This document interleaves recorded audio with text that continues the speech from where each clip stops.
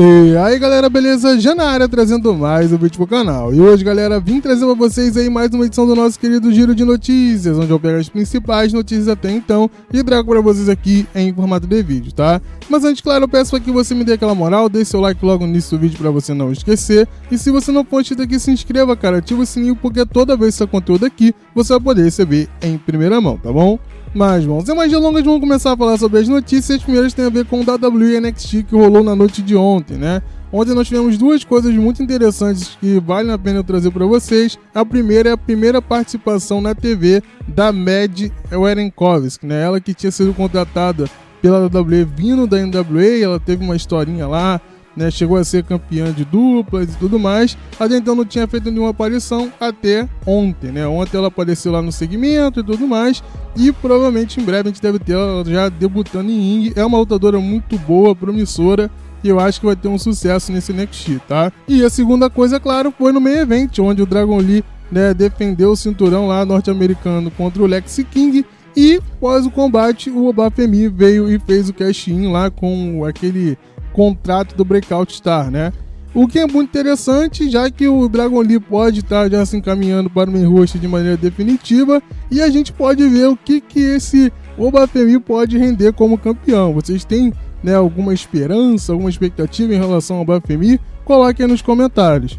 Mas, bom, aproveitando que eu tô falando de planos, vamos falar agora de LA Knight, né? Ele, em recente entrevista, revelou alguns pontos bem interessantes aí dessa passagem dele pela WWE. O primeiro ponto é que a WWE teria algum receio de investir nele em algum momento, né?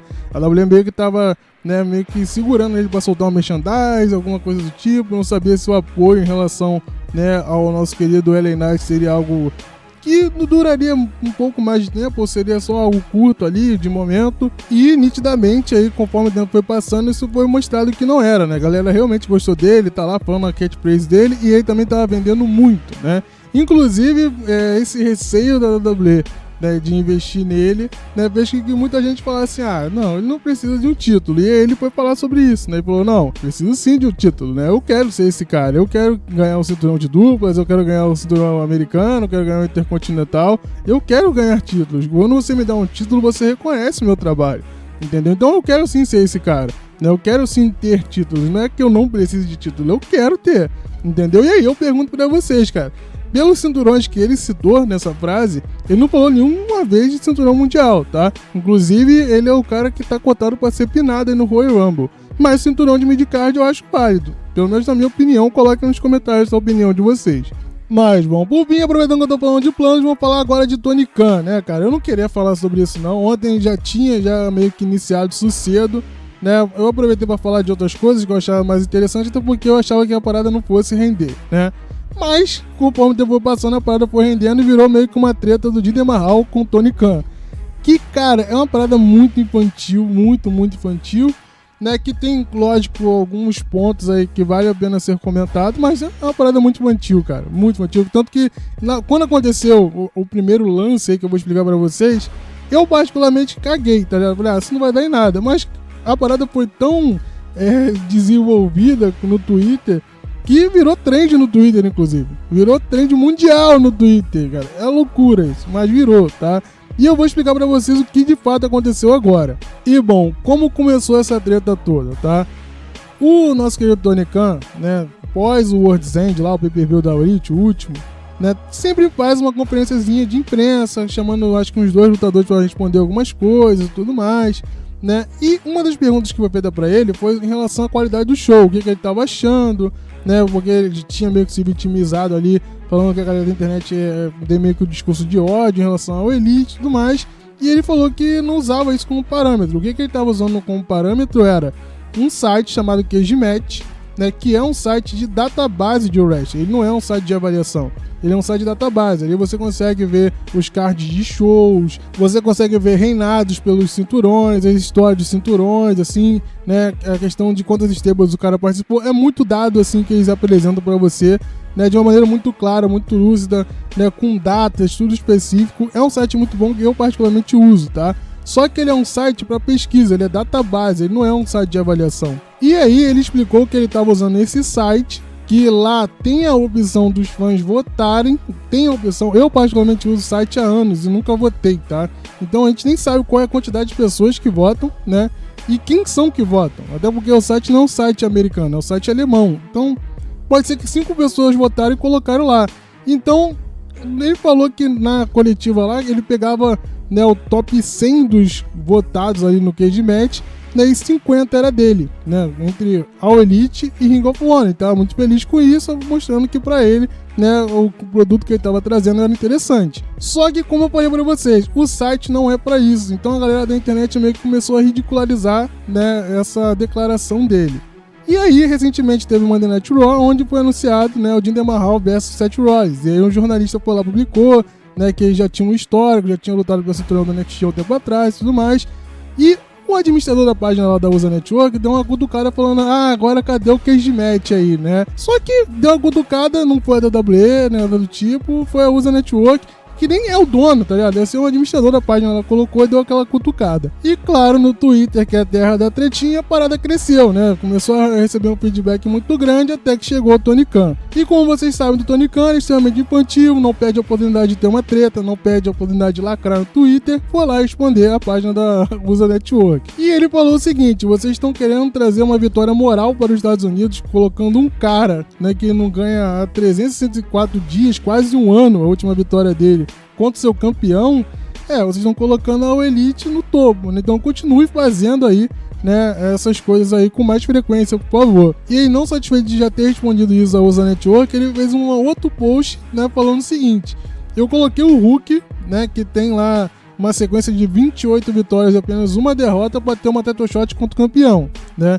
E aí parece que não foi algo lógico, a galera ficou meio alvoroçada na internet e tudo mais, mas os caras colocarem o Jinder Mahal, que perdeu todas as lutas, literalmente, esse ano, pra ter uma title shot, não tem ninguém falando nada, não tem ninguém com raiva, né? E aí o Jinder Mahal, que até então tava quieto na dele, né, pelo fato de ter sido citado, foi lá, respondeu o Tony Khan e falou, cara, que porra é Hulk, tá ligado? Você tá querendo comparar um ex-campeão da WWE com... O que é Hulk? Isso aí foi que gerou o alvoroço na internet, né? O Jinder Mahal ter ido lá responder ele e tudo mais. E aí, claro, a WWE deve ter pedido pra ele retirar esse tweet, tanto que já foi deletado já. Não tem mais esse tweet do Jinder Mahal na internet, tá? Vocês não vão achar mais isso. Mas, quando ele falou isso, foi um alvoroço. E aí eu tenho 3 pontos pra falar aí, cara. Primeiramente, cara, que quantidade do Tony Khan, né? Com a necessidade na internet lá, querer gerar treta, lá, falar que o conteúdo dele é maior. Eu acho que toda oportunidade que ele tem de tentar inflar o ego dele, ele vai tentar, né? E de gerar treta, também ele vai tentar, né? Não tinha necessidade nenhuma de um dono de uma empresa, né, ir lá e querer discutir com uma página que, sei lá, pode ser o estagiário que deve ter postado a indireta, né? E aí vem o segundo ponto pra mim, cara, que é o fato do Tony Khan não tá totalmente errado, tá? Ele tá errado na postura dele e em um argumento que é o terceiro ponto, tá? Mas a ideia de que você tem que trabalhar pra ter uma title shot contra o campeão, eu sou a favor, já falei isso inúmeras vezes. Eu acho que title shot contra o campeão, né, ele tem que ser conquistado, né? Você tá pegando o campeão principal da empresa, você precisa galgar até lá.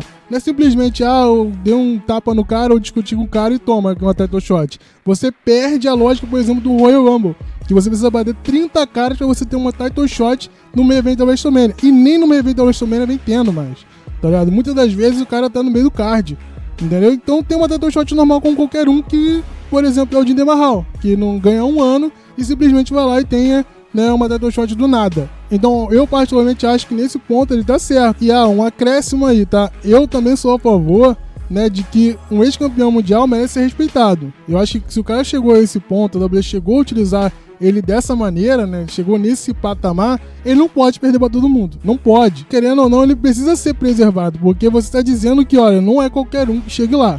Entendeu? É um ponto difícil, é o topo. Então, nesse ponto, pra mim, o Tony Khan tá certo, tá? Porém, entretanto, todavia, né, o terceiro ponto é que o exemplo que ele deu não faz nenhum sentido, tá? Que foi o exemplo do Hulk. Eu botei lá, né, o Hulk pra ter uma sequência de 28 vitórias e uma derrota. E aí você vai ver, tá ligado? Quem são essas 28 vitórias que ele ganhou, tá ligado? Pô, ele deve ter batido, sei lá, o Daniel Bryan, ele deve ter batido o MJF, o Adam Cole, ele deve ter batido, sei lá, o Swerve. Não, ele bateu uns caras aleatórios, em show aleatório e tem 28 vitórias. tá ligado? É isso, ele não venceu nenhum grande colosso, tá ligado? Pra credibilizar ele ao título. Até por isso existe a crítica dele ter dado uma title shot pro cara, porque o cara não bateu ninguém relevante, ninguém. Eu acho que ele é campeão lá da FTW, que é um cinturão que nem é oficial da Elite. Então, tipo assim, é um exemplo ridículo que ele deu, ridículo. O cara realmente recebeu um title shot aleatório, tá ligado? Porque ele não venceu ninguém relevante. A Elite tem essa questão do, eu tenho meu rankzinho aqui que o cara venceu X. Mas são vitórias irrelevantes, já falei isso desde o início. Eu odeio essa ideia de rank. Porque, o cara venceu 28 vitórias. Aí tu vai ver quem o cara venceu. Venceu o Zé da padaria, o João da peixaria, o Luizinho, tá ligado? Do gelo.